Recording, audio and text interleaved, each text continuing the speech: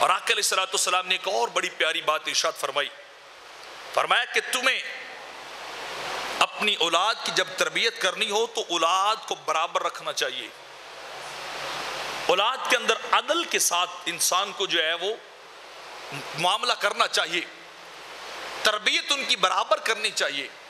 حتیٰ کہ میرے آقا فرماتے ہیں کہ بچوں کے بوسہ لینے میں بھی تمہیں انصاف سے کام لینا چاہیے، یہ نہ ہو کہ ایک بچے کو زیادہ چومنے والے ہو اور دوسرے کو کم چومنے والے ہو، تو یہ بھی باپ اور ماں کا انصاف نہیں ہے۔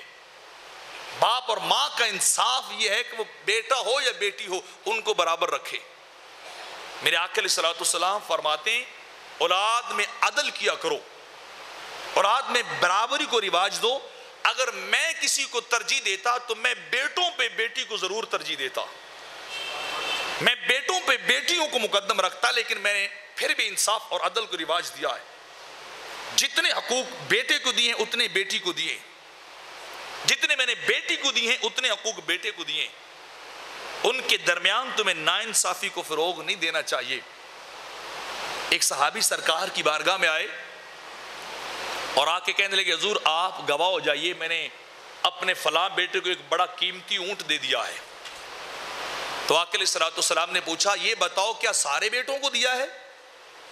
تو اس نے کہا نہیں جی باقیوں کو میں نے نہیں دیا، میں نے ایک کو دیا ہے۔ تو آقا علیہ السلام نے اس سے واپس بھیجا، فرمایا جاؤ یا تو ساروں کو دو یا پھر کسی کو بھی نہ دو، انصاف کرو، واپس جاؤ، ساروں بیٹوں کے ایک ایک اونٹ دے کے پھر میں گواہ بنتا ہوں۔ اگر ساروں کو نہیں دیا تو مجھے گواہ بننے کی ضرورت نہیں، اور تم ایسا نہ کرو۔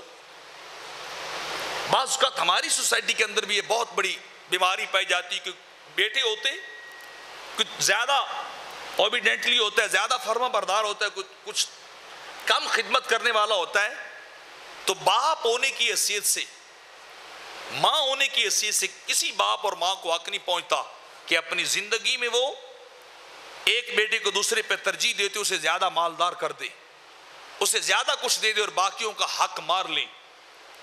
ہاں جب باپ فوت ہو جاتا ہے، ماں فوت ہو جاتی، تو پھر ساروں کو اللہ کے قانون کے حساب سے برابر حق دے دیا جاتا ہے۔ تو فرمایا اولاد کے درمیان عدل سے کام لینا چاہیے، کبھی بھی تمہیں جو ہے ناانصافی کے ساتھ نہیں چلنا چاہیے۔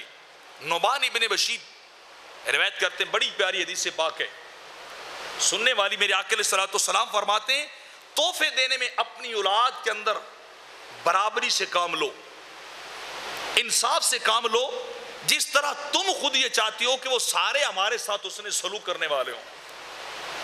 باپ چاہتا ہے میری ساری اولاد فرما بردار ہو، تو پھر باپ کو برابر ہونا چاہیے، پھر باپ کو بھی ناانصافی سے کام جو ہے وہ نہیں لینا چاہیے۔ یہ تربیت کے انداز اور طریقے سکھائے ہیں۔